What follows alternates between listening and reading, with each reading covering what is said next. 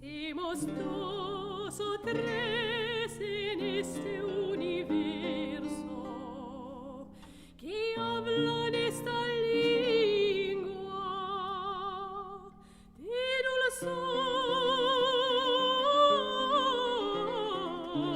dulzor y de dureza.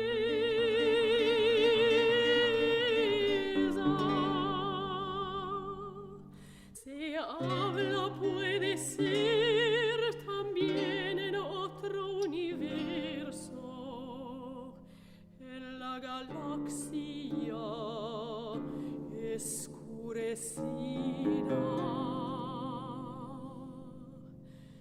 de los muertos, los matados, los quemados y los afogados.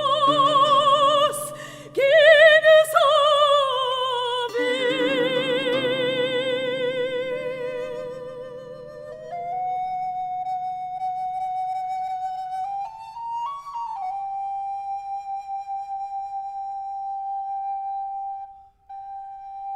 Entre mientes, nosotros, dos y tres en este universo, debemos mantenerla viva y fluente, como el único y último medio de comunicación con nuestros muertos hasta el día.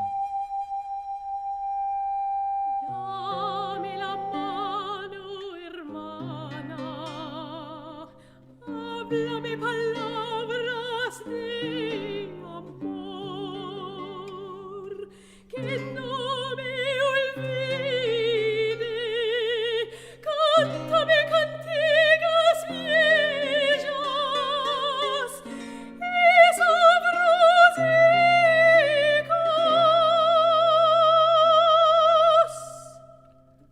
Saldremos a medianoche a orillas de la mar, a alzar los ojos al cielo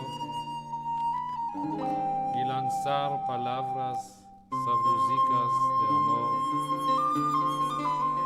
más lejos de la luna, entre estrellas, las más pálidas y más lejanas,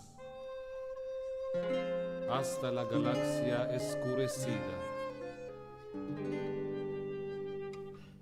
para que oigan nuestros muertos, para que oigan y que tengan esperanza.